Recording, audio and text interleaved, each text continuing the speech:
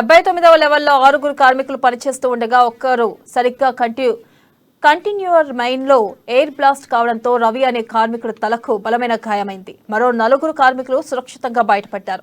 దీంతో పెను ప్రమాదం తప్పింది. గాయపడిన కార్మికుడు సింగరేణి ఏరియా ఆసుపత్రిలో చికిత్స పొందుతున్నాడు. దీంతో విషయం తెలుసుకున్న కార్మిక సంఘాల నాయకులు ఆసుపత్రికి చేరుకుని గాయపడిన కార్మికుడి నుండి వివరాలను అడిగి తెలుసుకున్నారు. ఈ సందర్భంగా సింగరేణిలో అధికారుల నిర్లక్ష్యంతోనే ప్రమాదాలు చోటు చేసుకుంటున్నాయని, సేఫ్టీ నిబంధనలు పాటించకుండా ఇష్టానుసారంగా వ్యవహరిస్తున్నారని కార్మిక సంఘ నేతలు ఆరోపించారు.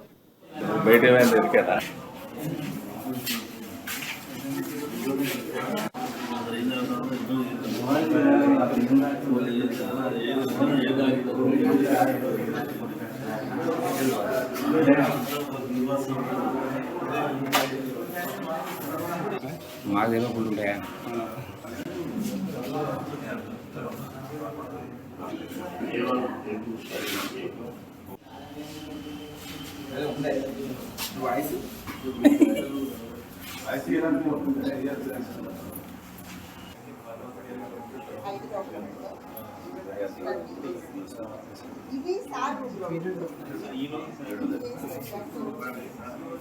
సేఫ్టీ డిపార్ట్మెంట్లో సరైన స్టాఫ్ ఉన్నది, ఉన్నా కూడా ఒకే పని అందరికి ఏమంటారు, ఒక ఓవర్మెన్ను షార్ట్ ఫైరింగ్ చేయి, సర్దార్ చేయి, ఓవర్మెన్ చేయి, 3 పనులు చెప్పడం వలన పర్యవేక్షణ ఎక్కడ ఉంటుంది.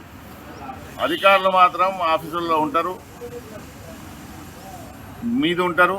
రాజకీయ జోక్యం పెరిగిపోయింది. సేఫ్టీ కమిటీలు సరిగా జరగడం లేదు. గెలిచిన సంఘాలు పక్కన పెట్టుకొని సంతకాలు పెట్టించుకొని అంత సేఫ్టీ బాగానే ఓకే అని చెప్పుకోవడం జరుగుతుంది. ఇది సింగరేణి వ్యాప్తంగా జరుగుతుంది. ఇక్కడ కూడా సేఫ్టీ జనరల్ మేనేజర్ ఉన్నారు, జనరల్ మేనేజర్ బాధ్యుడు, వీళ్ళందరూ సేఫ్టీ. ఇప్పటికే ఆ బావిలో ప్రమాదాలు జరుగుతున్నాయి. నిన్నగాక మొన్న హాస్పిటల్లో మేము చూసాం. ఏఎల్పీ మైన్లో ఇదే 12 బెడ్లు ఉంటే 9 మంది ఏఎల్పీ వాళ్ళే యాక్సిడెంట్లో దొరుకుతున్నారంట. అంటే